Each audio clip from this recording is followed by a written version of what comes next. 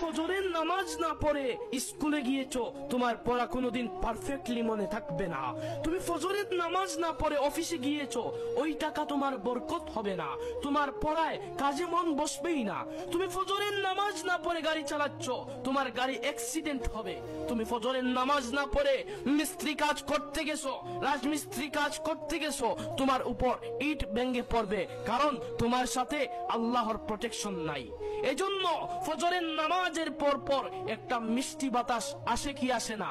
এই বাতাস পৃথিবীর কোন হাসপাতালে অক্সিজেনের বোতলে পাওয়া যাবে? এই বাতাস পৃথিবীর কোন এসি থেকে বের হবে? এই বাতাস পৃথিবীর কোন ফ্যান থেকে বের করা যাবে? এই বাতাস পৃথিবীর কোন বাতাসের সাথে মিলবে না।